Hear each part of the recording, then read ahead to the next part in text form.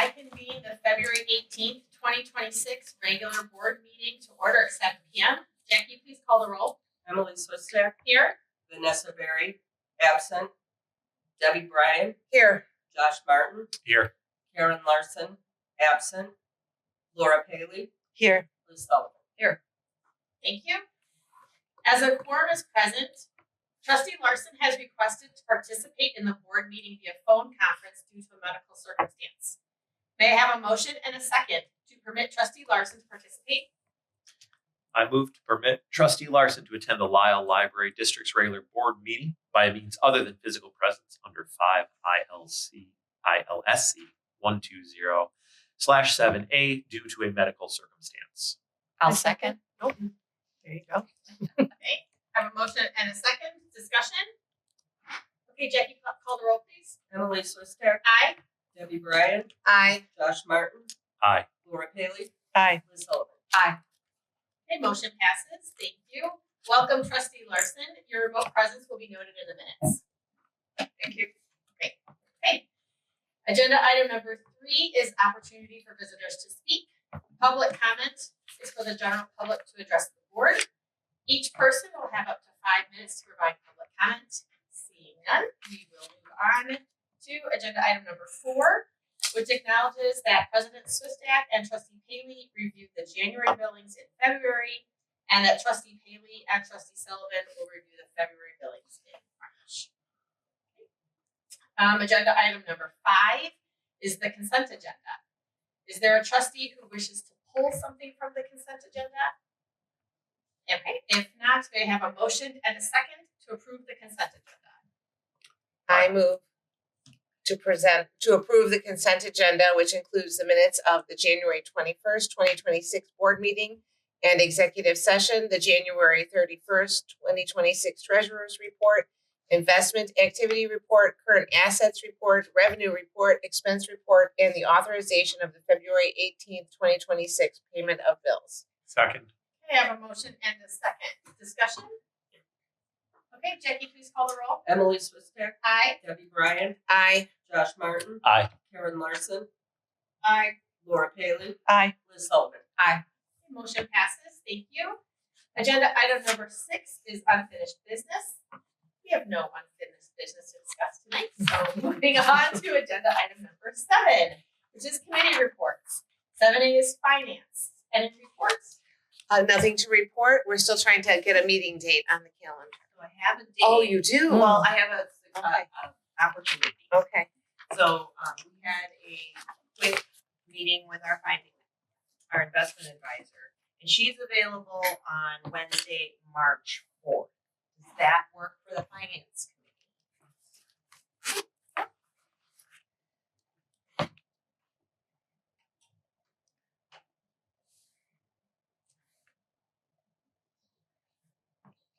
Yes, in the evening. Or yeah. 7 p.m. Yep. No. Okay. Something I can't move. Okay. Well, that's the only availability she has that week. So we can move this to the week next week. Does that work? The week after that? Yeah. That's not our work. No. No, and that I'm open that whole week, so that's fine. The 11th, are you looking at? Josh is laughing. Workshop. So this would be a meeting to discuss our investments in terms of planning for the Kingston lot. Is there another day of the week? It doesn't have to be the 11th. I mean, I have to ask her availability. Right. What works for the week of the 9th for everybody? 11. Well, we can't do 11. Are you I can out do the whole Monday. week? No, I could do Monday or Friday, but that doesn't really work. If you can do Monday at 7:30, that would work for me. It's a little bit later. If you guys wouldn't mind. We can do later. Yeah, We 7. can do 8. I mean, it's Well, no. I can be here by 7:30. Just Monday the 9th. I can probably get somebody to sit in for a meeting that I'm supposed to do. So why don't we say Monday? Monday the 9th at 7:30. And then that's dependent upon our financial advisor. Yeah. Yeah, okay, so we'll just tentatively say that. March 9th. Okay, well, I'll check in. If not, I will send other ideas out there. Okay, thank you. Okay, so that's my report. Okay, thank you. 7B is personnel and policy. Vice President Barry's not here, but there's nothing for anything. Okay, We want to do another meeting. but nothing yet. Meetings are hard. Yes, they are. Okay, and then 7C is physical plant and report. Nothing to report. Okay, great. Thank you. All right. Agenda item number 8 is staff reports. 8A is the director's report. Director Weinstein. Yes, okay, so the downtown TIF extension is on the agenda for a vote later this meeting. But there is new news about the other 2 TIFs, the Ogden and the Route 53 TIF. The board has the information from the village about the issue with the other 2 TIFs. Apparently the DuPage Water Commission was not sent the notices regarding both the TIF formations, and they were not identified as a taxing district within the TIF plan. So this is forcing the village to terminate the 2 TIFs and to form a new TIF districts. So this is going to result in an ordinance, more JRB meetings, and public hearings that should start in March and then go through June and July. Next in my report, I attended an intergovernmental meeting at the Lisle Firehouse on February 10th. As usual, I provided brief summaries of all of the discussion topics in my report. I'm not going to redo them unless there's questions. I will try to answer them for you. But I will move on to the last thing that's on the list there. It's like a group discussion item. As you know, Josh, did you have a question? No. Oh, no. Okay. July is the 250th celebration of USA happens this year, and there's potential for intergovernmental collaboration. So the village and park district facilitate our July 4th parade and fireworks and all that good stuff. And so we talked about doing something like using similar logo or a similar theme because it's the 250th anniversary of the United States. The White House has a logo. The state of Illinois has a celebration logo as well. And so we're leaning towards a more of a local theme for us all. And so the park district has volunteered to devise like a logo for everybody to use, and they're going to share that with us.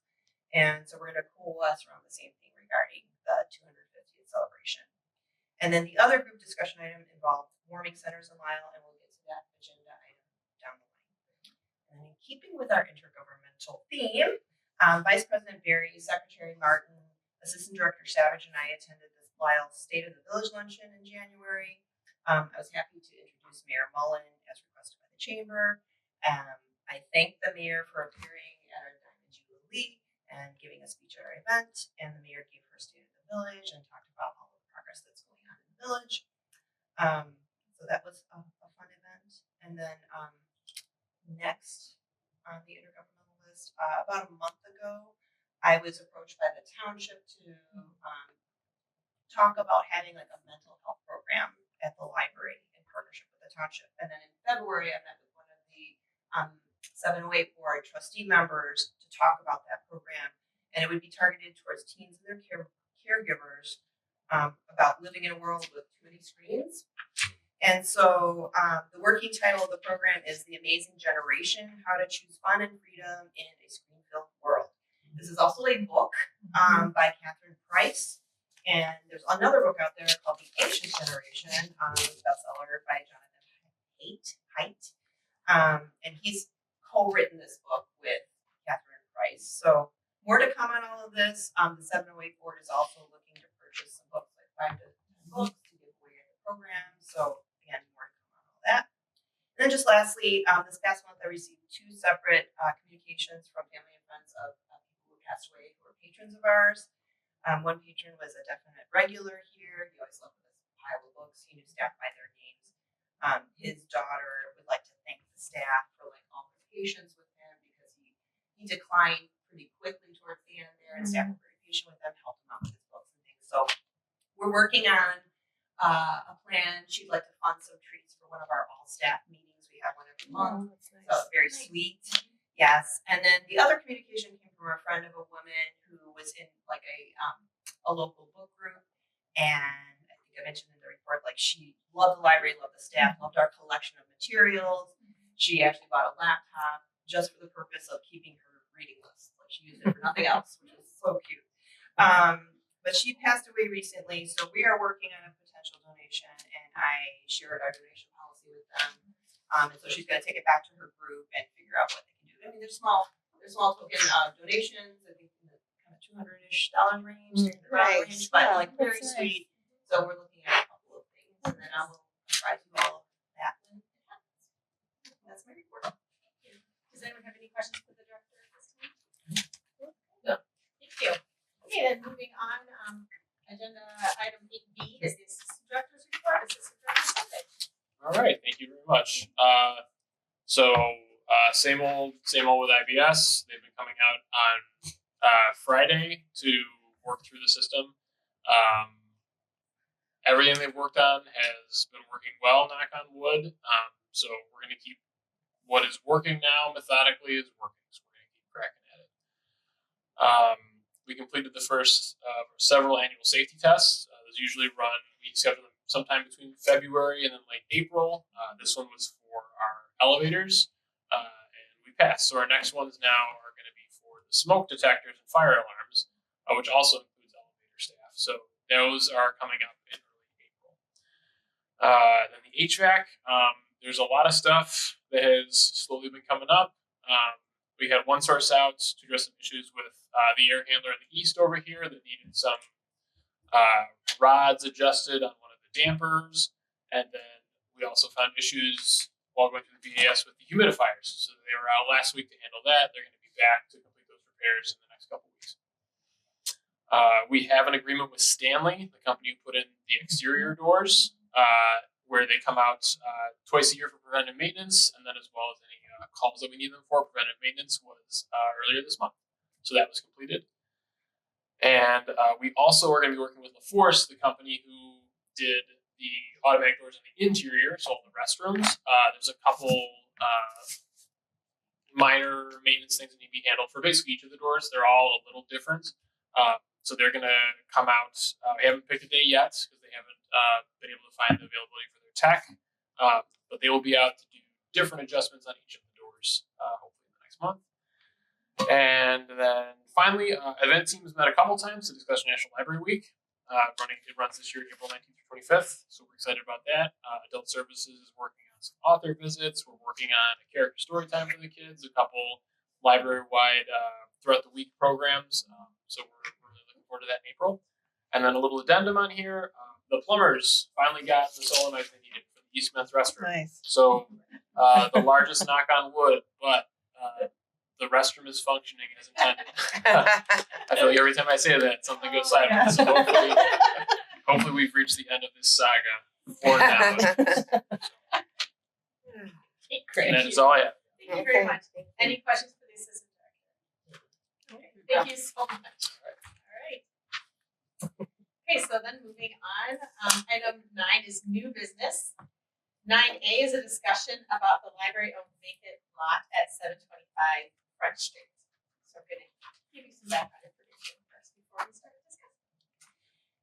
As the library begins financial planning for the Kingston lot with Finance Committee meetings in March, tonight the whole board has an opportunity to discuss a library asset before the committee speaks with our investment advisor.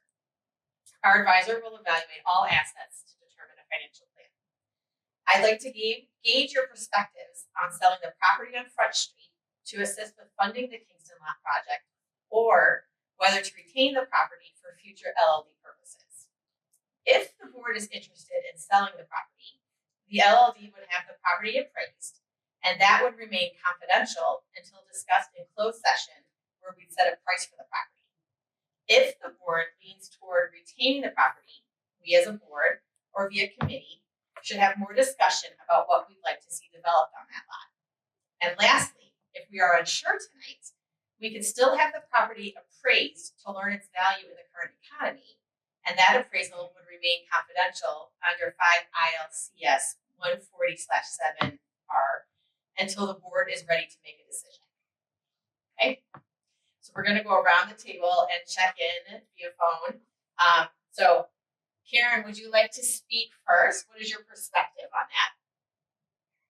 I'd like to see an appraisal on the value of the property. I'm not opposed to selling it since it's really kind of an unusual property, the way the lot is and everything. I don't think we're really have any plans to develop it, but I'd like to see an appraisal. Okay. Thank you. Debbie? Brian. No, Trustee Brian. Yeah, I would agree with Trustee Larson. What's the history on that piece of property? Did we purchase it or has it been ours all along? We purchased it. Okay. And I forgot the year. Do you remember? Yeah. I can send that to the board. It was before 2017. It was We've been before, exploring since then. Okay, It so was like 2011. Yeah. Was it- a while ago. and for what was the reasoning when they purchased? Do we know? Because it came up for sale and Okay. it was adjacent to the library. And Just thought, never knew what you might need to do with it. Yeah. I'll say this, way back when, different board, different director, conversations were had about expanding the parking lot. But this was before even the renovation. It was, Sure. it was available, the board decided to purchase it, and there were conversations about potentially expanding the parking lot. Okay. Yes, I think an appraisal would be a great starting point. Trustee Paley? I agree with Trustee Brian and Trustee Larson. I was always curious to know if there was ever a plan. So I have the same questions as you, but I'd be very curious to know what the appraisal looks like. Okay. Yeah. Trustee Sullivan? I'd like an appraisal. I'm not in favor of selling it unless it's like worth a ton of money. Because once those land adjacent to the library goes, I mean, there's no opportunity to ever have land again next to the library for our flexibility. It'd have to be worth a ton of money. A ton. Wow. Thank you. Now I want to know what a ton means. Yeah, too. well, I guess we'll find out. It means a lot. Okay. Secretary Martin? I would agree with the sentiments that Liz voiced, and it would be more along the lines of such a significant sum that we could revisit the plans we have for Kingston and increase them. I am of the same opinion that adjacent property, there would be no more adjacent property available, and I doubt that it would remain undeveloped and go back up for sale. What is the size of that parcel? Do we have the Just acreage? under a lot, an acre. Sorry. Just under an acre. Wow. It's very long. It is, Yeah. long. I remember that. That's a fairly large size lot that someone would probably be excited about. I also, of the same opinion, I'd be reluctant to let go of a physical asset unless it was tremendous windfall, perhaps is a better term. So I would also support an appraisal. Okay. Thank you. So that sounds like what we would like to do is get an appraisal and then determine if we would like to sell it or retain it. So, okay, that's our consensus is to get an appraisal and then go from there. Okay. I can do that. Wonderful. Thank you. Okay. So that was that one. 9B is to discuss the LLD's emergency closing procedures. On January 23rd, the library closed due to extreme weather conditions. Our current policy on emergency closing is in the packet. The director has consulted with the other intergovernmental agencies on their procedures, and she'll share their strategies in a moment. The board can then discuss whether we think our current procedures are appropriate, as well as our criteria for closing.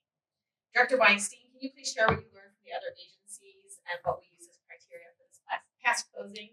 Yes. Thank you. Yeah, I have a bit of a prelude, so please indulge me. Because I want to give some background. So, and just to apprise everybody of where us being a warming center is in our community. Karen, are you okay? Yeah. Oh, okay. All right. So DuPage County lists us and every other library in DuPage County municipalities as a warming center at 211dupage.gov. So like all of the libraries are on there, and what it states is it states that all the libraries are temporary shelters from extreme cold weather conditions during the listed hours of operation, and to call first to confirm availability. So we have our emergency closing policy, which is in the packet, as President Swistek mentioned, and it states in some, when it's determined by the director that an emergency situation exists or is imminent, the library shall be closed to the public. If possible, the director will consult with the board president before closing the library. The length of the closure will be evaluated by the director in consultation with the board president. And then there's some statements about notifications and responsibilities, and then it ends with the director and board trustees may adjust any of the above to meet the needs of an emergency to ensure the safety, health, and welfare of the public and staff. So, as you know, we closed on Friday, January 23rd. On Thursday, all the government agencies and residents in our area were warned of an extreme weather event with double-digit negative numbers. What happens next when these things happen is I reach out to the schools first to check in with them. Like, are they closing? I also check with the National Weather Service to determine, is it a warning or is it a watch? Then I check in with my other intergovernmental colleagues. I call the Park District. I talk to them. I talk to the village. I also keep track of the other libraries. So on that Thursday, other libraries were like, some were like, yes, absolutely, we're closing. Some were like, no, we're staying open as of now. Some were unsure. Some were like, we're going to close. We're going to open late and close early. So it was like a big mix match of things. So no major snow was predicted on that day, but winds and the double-digit negatives were what were concerning everybody about people being on the roads and being out in the elements. And most emergency responders, as you know, when there's a warning, they want people off the roads just to keep it as clear as possible. So on that Thursday, I was informed that Lisle 202 and Naperville 203 were closed because it was a warning and that it stated it would be dangerous to be outside even for a short period of time. The Park District initially said that they were going to follow what the schools did, but they changed up something down the line, and I'll get to that in a minute. I shared this information with President Swistek, and we decided to close on Friday. So when we make that decision, a lot of communications happen. I informed all of you in full. We post to social media. We connect with the intergovernmental partners about the closure. I also connect with the police chief separately, just so he knows that they can patrol. We inform any patrons who have reserved like the meeting room or attending a program or something like that. And we change our voicemail on the phone to let people know we are going to close. So all those notifications happened on Thursday to prepare everybody for Friday. And later in the day, and unfortunately, the village posted on social media that we were going to be open as a warming center. And they also posted that the police station was going to be open and the township was going to be open. And when I finally got word that the village had posted that, I contacted the village manager. He changed it right away within an hour. So like, good on them. But there were already some resident comments on the village site saying that the library's saying this. Why are you saying that? So there were, and also I learned that the township was actually also closed too on that Friday. So there were two errors on the website. Regardless, the reason for all this background is we did get some patron feedback on this closure. We received a lot of support on social media. There was like likes and hearts, and it seemed that most people understood why we were closing. But I did receive 2 voicemails that were very disappointed in our closing, generally focusing on the library being a warming center and that we should have been open for people who may be homeless. So we did open the next day. It was very cold still the next day. Wasn't double-digit negatives, but it was like -9 to start the day out, and then it eventually warmed up a little bit more. The next week, I met with all my department directors. I had an all-staff meeting. I asked everybody, like, was there a lot of disappointment? Did any other patrons express disappointment with the library closing? And there really was no negative feedback outside of those 2 voicemails and a couple of social media posts that were concerned. So getting to the intergovernmental. So I got to the intergovernmental meeting about their procedures. And so the school, are you there, Karen? Okay. The schools use the National Weather Service alert system. So if it determines it's a warrant, if they determine it's a warning and that outdoor conditions are unsafe to stay out there for too long, they're going to close. The parks mentioned that they generally follow the schools. The village said the police department and lobby stays open 24/7, as we know. I asked about criteria next. So, is it like snow versus no snow? Is it double-digit negatives? High winds? Like, what do you use as your criteria? So the school just reiterated what they use, same National Weather Service. The park said that on that day they actually had a skeleton crew for the daycare, and that because some staff happen to live locally, they volunteered to go in and keep the preschool. The preschool open. Let's see. The village said the police station, the lobby was open, the village hall was open, and said that their criteria was going to be that they always keep these spaces open to the public during emergency weather. The fire district agreed that closing the library was a smart move. They like having people off the roads. They didn't think it was safe to have people on the roads. And then the park then asked about looking to our emergency responders for instruction, and I agree. I think their input is important. So there's some basic questions like, when is it too extreme to stay open? Does a skeleton crew make sense for a building that has 2 entrances and 4 public desks? Is that a safe option? And then who is the skeleton crew? Is it just those who live close, or is it the higher ups, or is it just those who volunteer? And then other things to consider: if the schools are closed, I have staff who have young children, so I have to weigh that. And then another thing to consider is we are also a public building where many in the community see us as a warming center for people who are homeless and for families. If they have kids out of school, let's go to the library, use the library. So is that our role? I'd like to talk about that. So our policy does allow for a lot of flexibility, which is good because weather is weather. It can be anything. And we did receive a couple of negative feedback mentioned. So I asked for this to be on the agenda just so the board can discuss what they think is reasonable, as well as for staff to hear that criteria so they understand why we're going to stay open or why we're going to close. So what makes sense? Like, do we close when there are double-digit negatives? Does that make sense for us to close? Do we want to use the schools as our guide, or just like a mixture? I just wanted some feedback on that. It's never easy to close a public building, ever, and we rarely do it. But in this instance, we did receive some. Whenever we've done it in the past, I don't think we received any negative feedback. This time we did.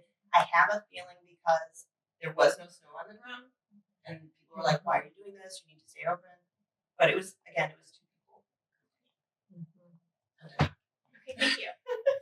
Thank you for sharing all of that from your intergovernmental meetings as well. It's helpful to hear what the other government bodies are doing, and just how they make their decisions as well. Because I had a conversation with you that day about closing the library, and part of the conversation we had was about the National Weather Service putting out the warning, and the warning is what prompted the school districts to close, and the discussions with the director just about, for the safety of the community, not being on the roads, for the Lisle Woodridge Fire Department, for them, and then also for staff that do have kids that would not have been in school that day. That's why I felt like it was a good idea to close.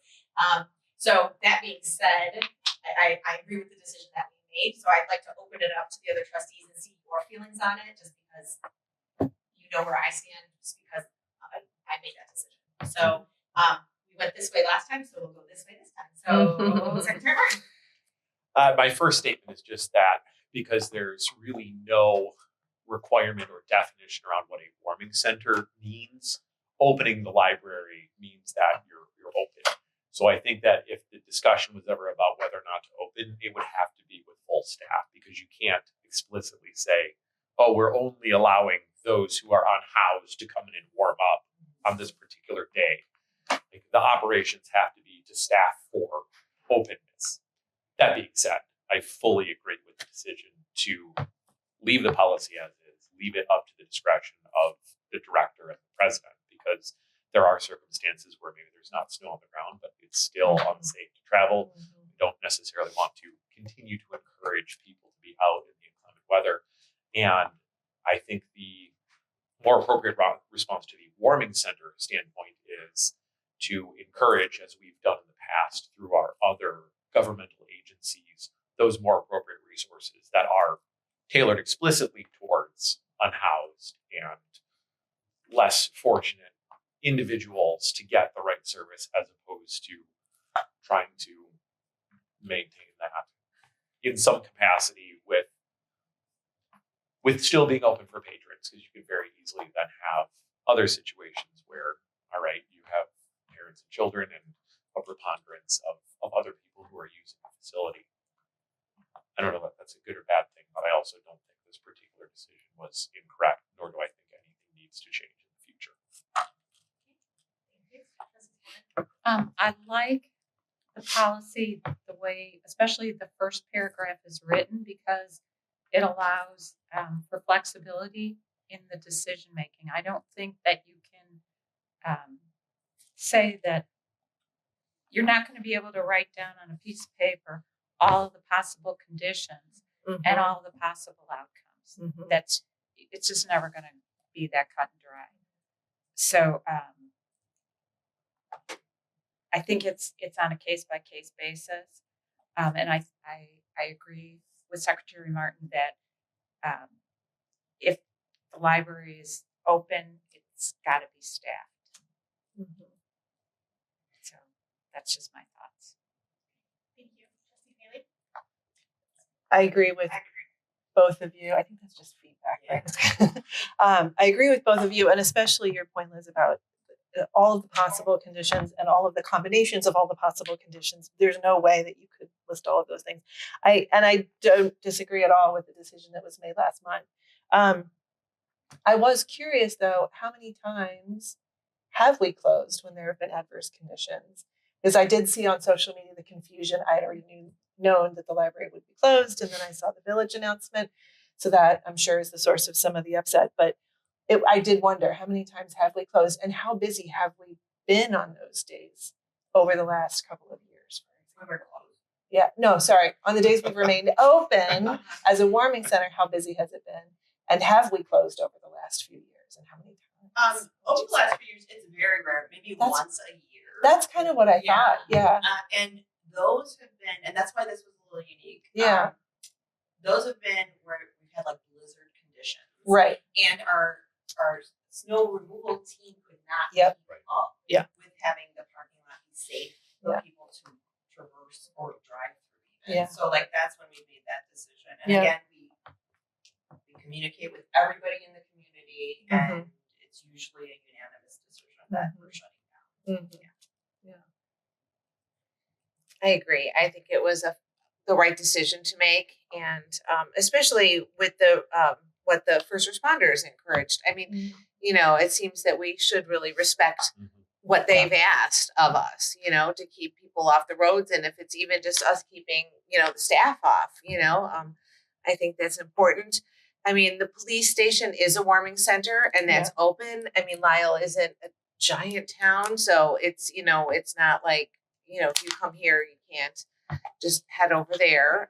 It is stated to call, so, I mean, and you put the message on, so I feel like we've covered all our bases, and, it's, I think the policy is fine, and we did the right thing, and I'm glad that we did, and didn't, ask staff to come out and put themselves in a situation. Okay, thank you. Trustee Larson? I agree with what everybody is saying. I think we made the right decision. Maybe there's something that we could do, like to indicate that since we're not open for, the weather or whatever, that, other forming facilities are like the police department or the village hall, something, that you could add on to like the announcement or the blast to people so that they know that there's another option available to them. that staff also came with that suggestion as well.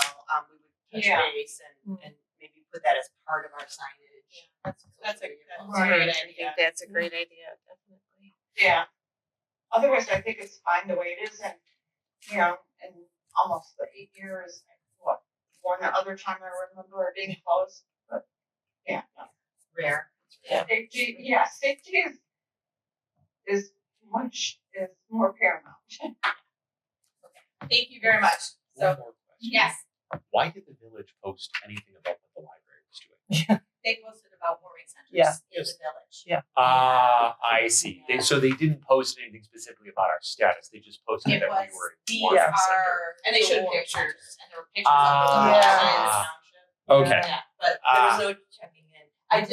I will say, I did send an email to the village and separately to the police department as soon as we made the decision, so they would know. Okay. Yeah. And then the post occurred later in the day, Yeah. so, I assumed that there was like a miscommunication Yeah. between their social media people and him. And also the village manager mentioned that there was like a Microsoft Office like glitch on their end, so like Okay. he may not have even received my email, so. Okay. Yeah.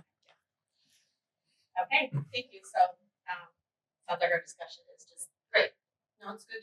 Keep on with what Thank we you, got. thank you for that Yep, feedback. absolutely. That's great. Thank you, everyone. Okay, 9C is the Village of Lisle Downtown TIF extension and decision to sign a letter of support for the extension. May I have a motion and a second, and then the director can summarize for us. I move to support the Village of Lisle's downtown TIF extension via the LLD board president signing a letter of support as requested by the Village of Lisle. I'll Second. second. Oh. Again. Again, huh? Just getting it that.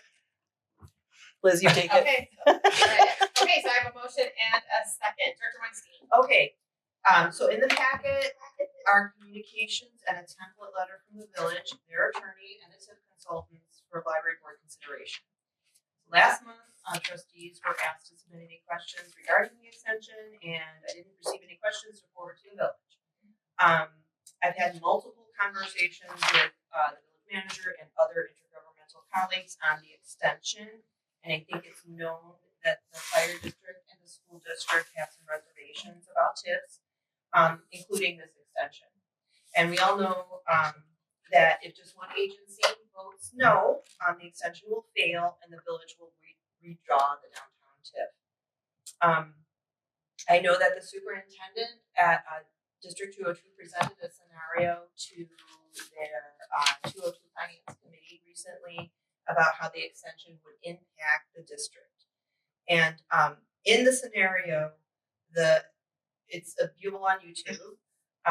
It was suggested that the developer only receive increment from the Family Square property versus also receiving increment from the townhomes that are already being built by another developer.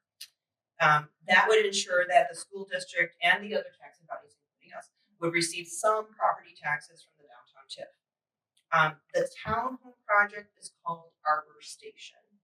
I spoke with the village manager and superintendent yesterday and today, so there is some breaking news. I understand that the superintendent has presented this scenario directly to the village manager, and I also understand that the developer is also aware of that proposal. Superintendent Filipiak has suggested, and obviously we would need board approval, but he has stated that he has no objection to the 12-year extension, provided that the following conditions are met. That we have an intergovernmental agreement where the village and the overlapping taxing bodies agree that a formal IGA be drafted, negotiated, presented for approval to each taxing body no later than May of 2026, and that it includes that the village agrees 100% of the Arbor Station increment would be declared as TIF surplus each year, and that the surplus would be distributed to all overlapping taxing bodies. So that was the proposal. So it is now in the village's court, as they say, and I believe the school district will be the last agency to vote on this letter. So the village will need to assess this idea if they want to see this extension move forward. And if the proposal does not advance, the extension will probably fail. and the village will draw up a new TIF for the area. So I just wanted to share that new information. If this board agrees to the extension and the village agrees with the school's proposal, we'd see an IGA sometime in May that pledges that we would see property taxes from Arbor Station. So that's the new news. Your vote is your vote, but the school is now proposing a new idea to the village, and I'm assuming they will think about it and we'll go from there.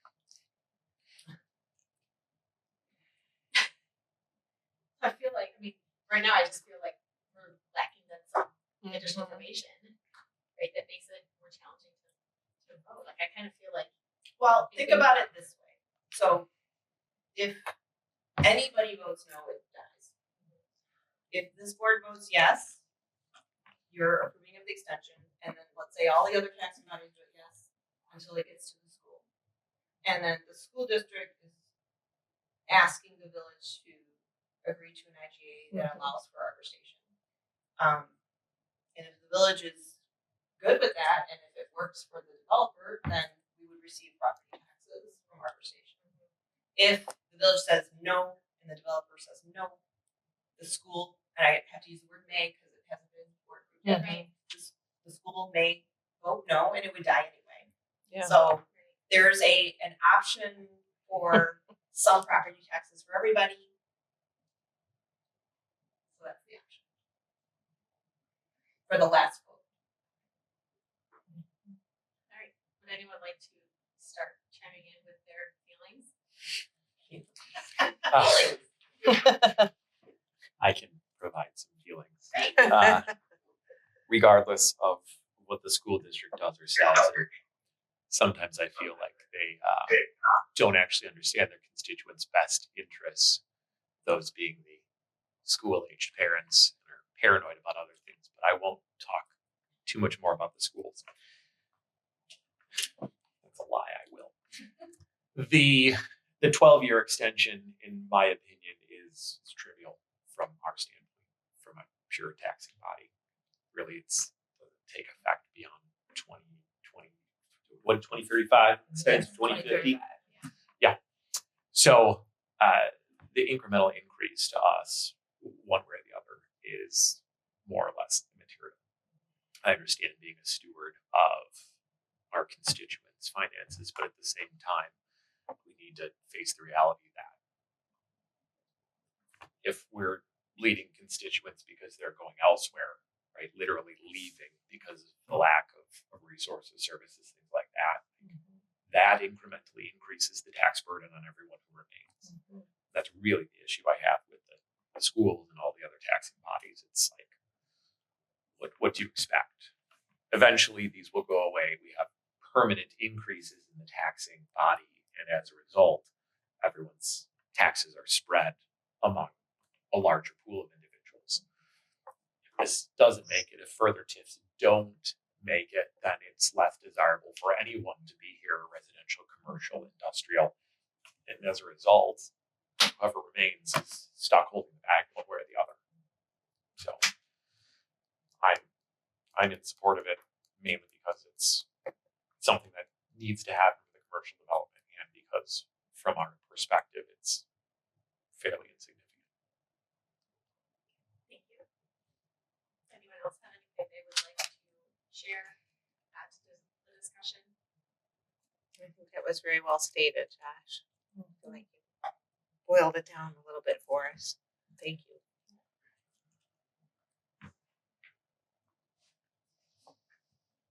I have a question. Who is going to benefit the most by this extension in terms of the TIF money? The extension benefits the developer of Family Square, which is Flaherty and Collins, I would say.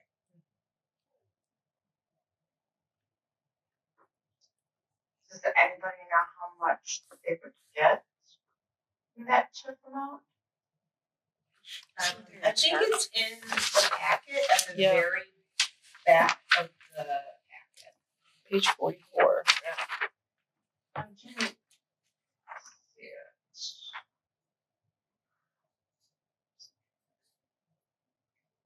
So the very back page, page 44.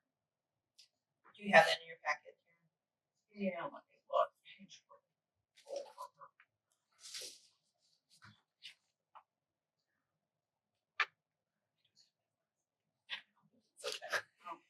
Thinking the same Got thing. it. Mhm.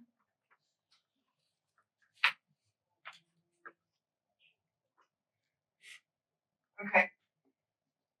I see.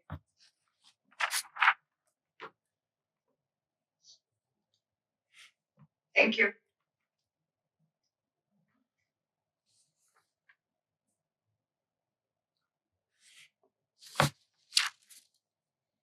Anyone else have anything they would like to add? Or Karen, do you want a moment to look at that and then chime in again? Yeah, that's fine. Laura, do you have anything you want to add? I'm in favor of signing it. Liz, do you have anything you want to add? No, I don't think it's going to change materially if it's redrawn and become a new TIF. Mhm. Good I point could too. be, That's a very I good could point. be wrong, but No, you're right. Like, Just what are the other prolongs options? the whole Right. process. Yeah. Exactly, as well. Yeah. Okay. If we do not have any further discussion, then we can do a roll call. If Mhm. everyone's ready. Okay, Jackie, can you please call the roll? Emily Swistek, Aye. Debbie Bryant, Aye. Josh Martin, Aye. Karen Larson, No. Laura Paley. Aye. Liz Sullivan. I Okay, thank you. The motion passes. Thank you. Moving on then, 9D and E is the semi-annual review of executive session minutes and recordings. May I have a motion and a second for agenda item number 10, executive session? And will the trustee who makes the motion please read the citation in full? I move to go into executive session under 5 ILCS 120/2C21, discussion of minutes of meetings lawfully closed under the Act, whether for the purposes of approval by the body of the minutes or semi-annual review of the minutes as mandated by Section 2.06. I second. Okay, I have a motion and a second. Any discussion? Okay, Jackie, please call the roll. Emily Swistek, Aye. Debbie Bryant, Aye. Josh Martin, Aye. Karen Larson, Aye. Laura Paley. Aye. Liz Sullivan. I Okay, motion passes. We will go into executive session. Okay, thank you, Karen. Thank you. Thank you.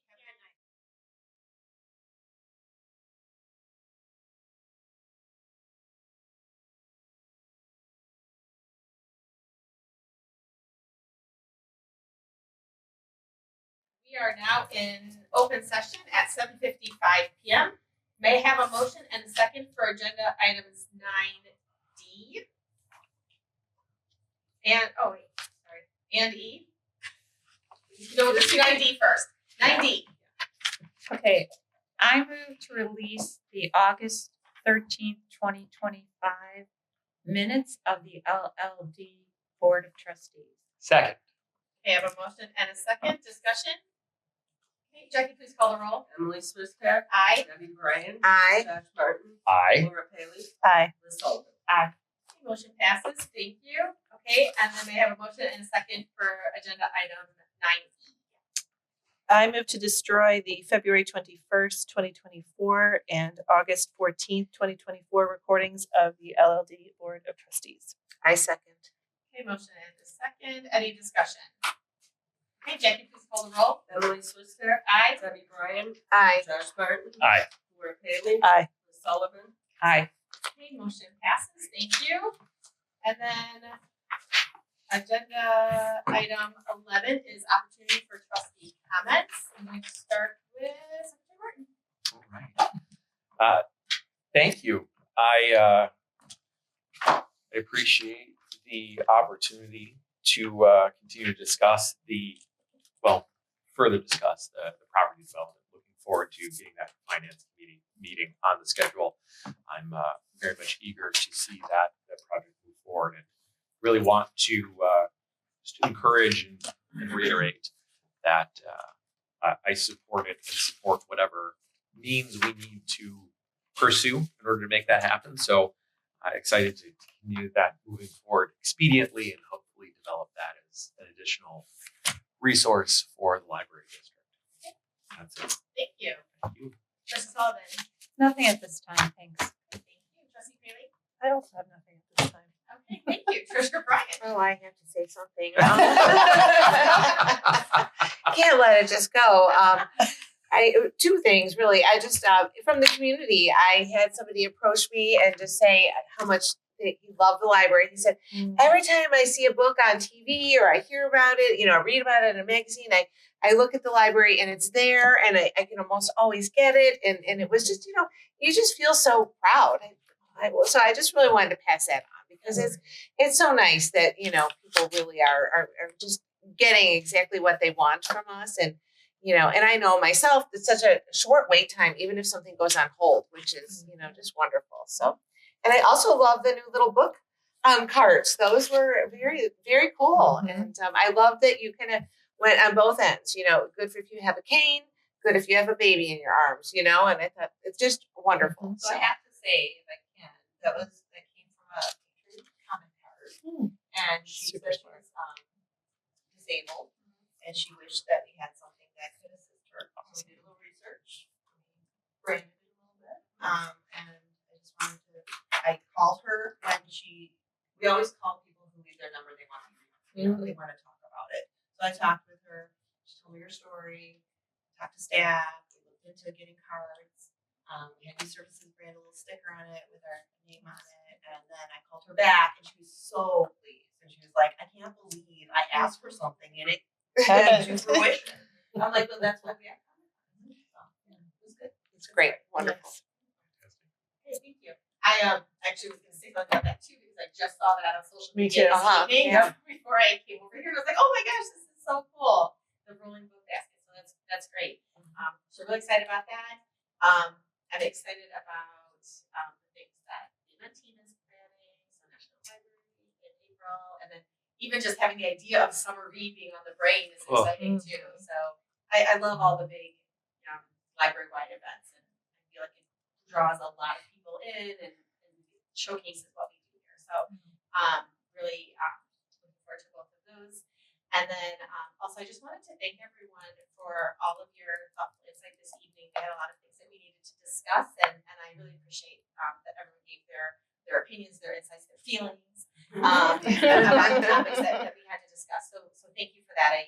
I really it's one of the things that I really appreciate about this board is that everyone feels comfortable talking and sharing their thoughts and their feelings and their beliefs about what we're doing, and that I feel like makes for an effective board is that everyone feels comfortable voicing their opinions and feels heard. So thank you for that. Thank you. I really love being part of this, and thank you. So anyway, that's all I got.